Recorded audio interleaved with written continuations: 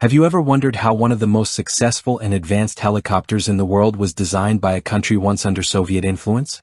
How did a humble Polish company create a helicopter that has been trusted by armies and civilians across the globe? In this video, we're diving into the incredible story of PZL Świdnik and its legendary creation, the W-3 Sokol. From its challenging beginnings to its place in history as Poland's first completely indigenous helicopter, this is a tale of ambition, resilience, and cutting-edge engineering. Stick with us until the end because what you'll learn about this helicopter, and the people behind it, will surprise you. Trust us, you won't want to miss it. PZL Świdnik, founded in 1951, is Poland's largest helicopter manufacturer.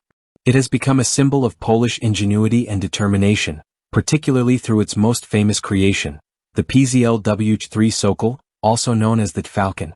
A name that carries great weight, as this multi-role helicopter is still in service in various countries today, performing crucial missions like medical evacuations, transport, and search and rescue operations. It might surprise you to know that, in fact, this helicopter is more than just a piece of machinery. It represents a great national achievement for Poland. The journey of the W-3 Sokol began in the early 1970s. During this period, PZL Świdnik faced a monumental challenge: to design a helicopter that would fulfill both military and civilian needs, all while adhering to the technical demands of the Soviet-aligned world. A helicopter with twin engines for better reliability, and a design that was simple yet effective. This helicopter had to stand out in a sea of aviation giants while remaining uniquely Polish. The task was huge, but PZL Świdnik accepted it with determination. The design selected for the W-3 Sokol was a conventional one: twin engines, a four-bladed main rotor, and a three-bladed tail rotor that gave the helicopter its stability in flight. The engines were mounted above the passenger cabin, an unusual but functional design choice that allowed more space and weight distribution. The undercarriage was wheeled for taxiing but fixed during flight, giving it a sleek, streamlined look that would go on to become iconic.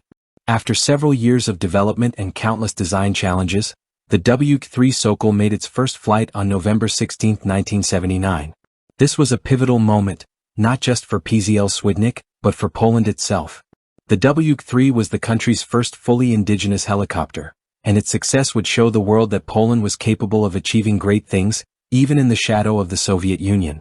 The first production models rolled off the line in 1985, just before the collapse of the Soviet regime, marking the start of a new chapter in Polish aviation history.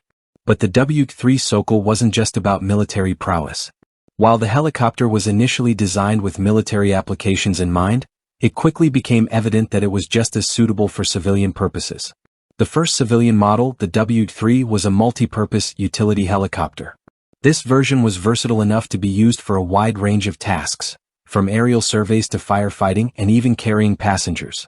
The helicopter proved that it could serve both the needs of the armed forces and civilian industries with equal efficiency.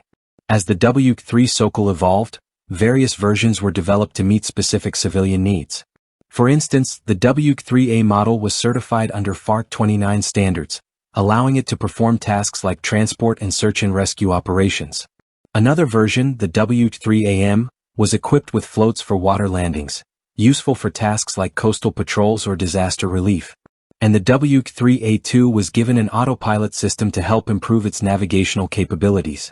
It's remarkable to think that all these adaptations came from a single design that started as an idea on the drawing board. The true strength of the W-3 Sokol, however, lay in its military versions. As tensions rose in Europe, the Polish government realized they needed a helicopter that could not only transport troops but also serve in combat.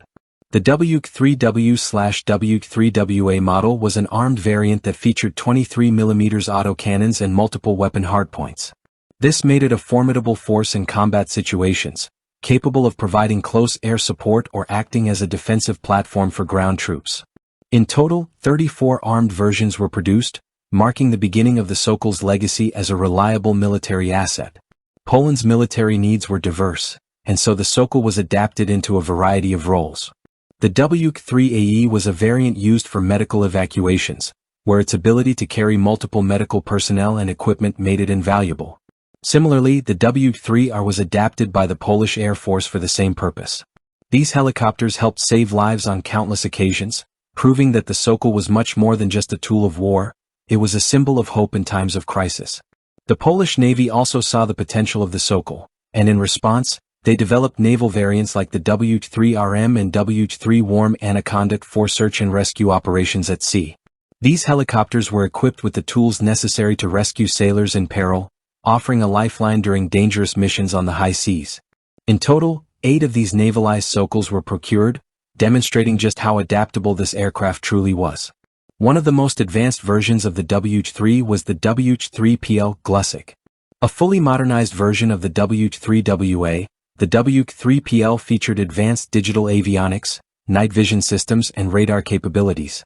This helicopter was designed to meet the demands of modern warfare and featured new cockpit displays that provided pilots with all the mission-critical information they needed in real time.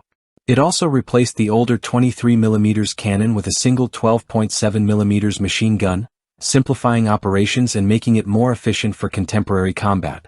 Despite its military success, the W-3 Sokol was not without its challenges. A number of other potential variants were proposed but never came to fruition, such as the W-3WB Huser, a heavily armed version based on the W-3W, which was never mass-produced. These setbacks didn't stop the W-3 from becoming a stalwart in the skies, and the helicopter continued to evolve throughout the years. By the time we reach today, the W-3 Sokol has seen production of over 150 units, with its service spanning several decades. From Algeria and Chile to Spain and Uganda, this helicopter has proven itself in many different parts of the world, often in some of the most difficult conditions imaginable. It's not just an aircraft, it's a symbol of Poland's resilience and technological prowess. The W-3 Sokol has defied expectations and stands as a proud representation of what can be achieved when a country believes in its own potential. If you found this story as inspiring as we have, don't forget to hit that subscribe button and give this video a like. The W-3 Sokol is a remarkable example of how ambition and ingenuity can overcome any obstacle. Share your thoughts with us in the comments. Did you know about Poland's aviation success? What do you think of the Sokol's legacy? We'd love to hear from you.